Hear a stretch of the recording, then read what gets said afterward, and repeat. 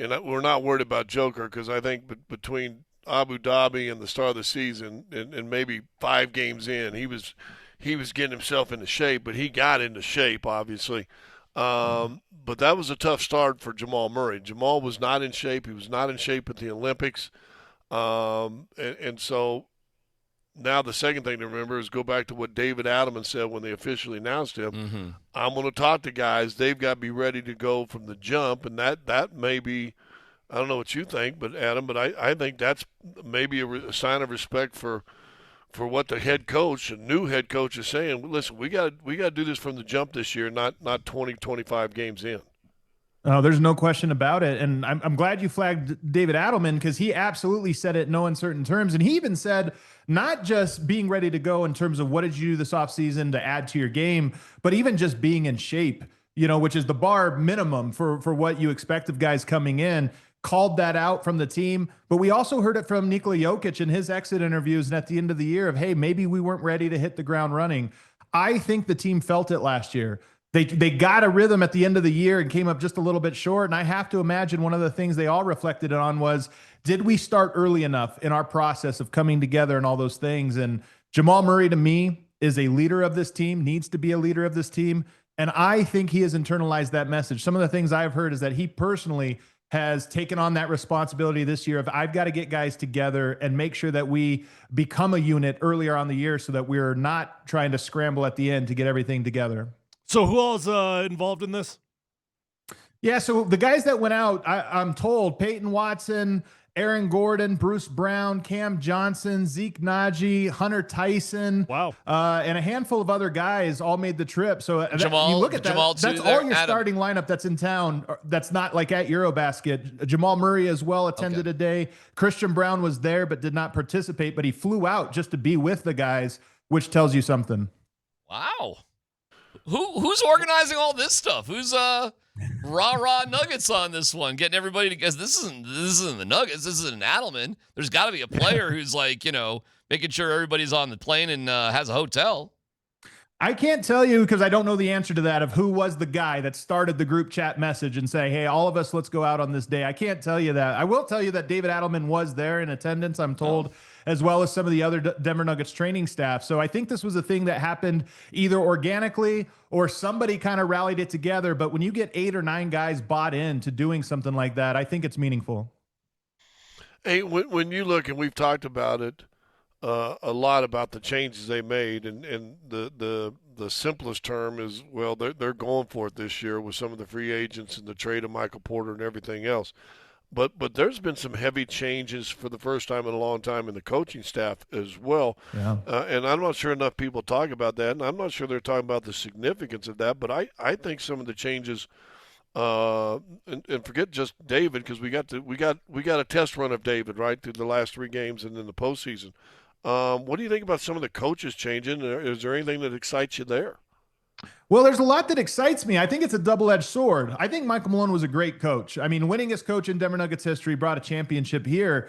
So anytime you make a change, you know, sometimes it's be careful what you wish for. You had success with this guy. But I think in the NBA, there are also an expiration date to almost every single coach that comes through. You get a new coach in the door, and he rebuilds his staff. That front row of assistant coaches is almost entirely new. And I think it's exciting to have new voices. I know Jared Dudley is a guy that I've never heard a bad word about. Every player, every media member, anybody that has come across that guy says he makes a positive impact on the culture, holds guys accountable, and brings an excitement and enthusiasm to the gym. JJ Barea is known as a very smart basketball mind. So it's a double-edged sword because it's a mystery. These are new guys, and a lot of them are early in their career. So you have hope that they're going to bring a new energy, a new perspective, and something positive. But the other side of that is it is an experienced group, a rookie head coach, and a lot of guys who have moved up a chair in their career. So I think it's exciting. It's a big storyline, but it also is one that I'm going to be watching carefully here over the first month of the season. Do you guys? Real fast. Yeah, I think JJ Barea's big impact is going to be on Jamal Murray. I was just going to go there about Jamal. I think Jamal's rookie first 2 years maybe got. I think JJ might have been in the league still, and he was a pest. I mean, he pestered any guards that didn't want to play physical and get beat up a little bit. Right. I think he's going to be a huge impact on him, and maybe with Hardaway Jr. I think that JJ was on Dallas's staff at least a season when Hardaway was down in Dallas. So there might be, hey, listen, this guy, he knows what he's talking about. Hopefully that transcends and can filter into the other guys. So you think about a guy that's his height that had the career that he had, they're going to have certain traits. They're going to be very smart. I mean, you're not going to make it in the league unless you're a step ahead of everybody mentally. He has that. He eats glass for breakfast. You know, you're 5'8", 5'9", 6, whatever he is. You don't make it in the NBA unless you're the toughest dude on the court. And then I think there is a leadership component. And I think that last part to me is really what I think can be a positive for Jamal. I think Jamal wants to be a leader. And I think at times he has been a phenomenal leader to this team. I think JJ Barea connecting himself to Jamal and saying, hey, here's the perspective. This is the mentality. This is the accountability that you have to have. I think that's a big part of the draw of bringing him on staff. So we're hearing reports of an in shape, around Denver, motivated, bonding with his teammates, Jamal Murray? So everyone's in shape Wow. except for So Nikola true. Jokic. Jokic is maybe not in great shape, but at least he's Jokic looked playing. like he was about 320 yesterday. Well, possibly could What be was the it? case. But what was his numbers last day? Right. Yesterday out of shape. I don't know. Adam would know. 10, 7, and 4. It was kind of a light game, but I mean, they were dominant. I will say this about the Nikola part of this, because I agree. He looks huge. I think part of this is, look, I think he enjoys his summer. Yeah. He works hard. He's probably a little overweight, but man, I'll tell you, I wonder what you think of this guy, especially as we watch next week at Eurobasket.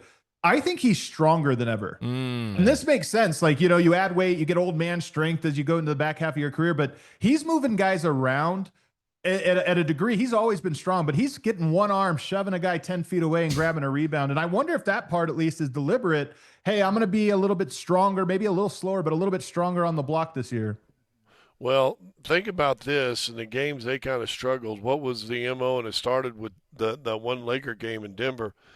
And actually, even though they did with smaller guys, Oklahoma City, let's try to beat the hell out of Nikola Jokic. And Yep. let's see if anybody else could do anything. And in that game 7, no one else could do anything.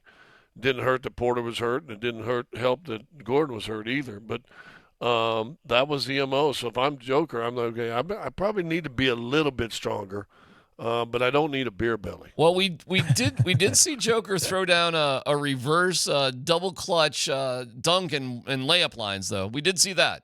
That did happen. Hey, as man. well. Hey, some guys have the beach body, you know, some guys don't, but it doesn't mean they're not strong and in shape. We'll see with Joker. I mean, I do think he looks a little heavy, but to your point, though, you look at the Western Conference, all the centers are in the Western Conference this year. A lot of these teams, it's funny because Oklahoma City won the title, and I almost feel like this offseason was teams gearing up for Denver, adding second and third bigs to their rotation. And to your point, I think the only way you have a hope of stopping Nikola is to just get physical and see what you can get away with from him. And I am encouraged by the fact that he just looks so strong. I mean, every year I think he gets a little stronger just naturally, but he looks like Shaquille O'Neal out there just in terms of nobody can move him off his spot. And he's grabbing two guys with one arm and kind of pushing them out the way to grab rebounds. Yeah, I think the upside is you get him in his prime, everything's fine. But like Shaquille, once you get on the downside, once you go there, it's over, you know. But we got several years of that left. Hey, Boogie told him to get to that next deal before he got fat. He did. He did. All right, Adam, we'll let you go. Anything else we need to know about the that's awesome news, by the way. Great to hear that they're doing that. Yeah, I'm excited. There's a better vibe around the team. Like I said, I flagged it last summer. I just thought there was something up with this team that we obviously saw play out. The firings of Malone and Calvin Booth and the way the season went. I think there's excitement around this team and a new focus. It's August. It's not worth a whole lot, but it is at least some positive momentum as opposed to negative momentum that I saw last year. I love it. Adam, what'd you think of the Porter trade? Because we haven't talked to you since that. I mean, look, I'm as happy about it as anyone, and I love Michael Porter. He brought great shooting. You know, he was one of the guys. But Cam Johnson, to me, brings everything that Michael Porter brought, and a better fit, a higher IQ, a more willingness to do some things, and I think even a more versatility than Michael Porter brought in terms of offensive, put the ball on the floor. So to me, A++. Couldn't be more excited about it.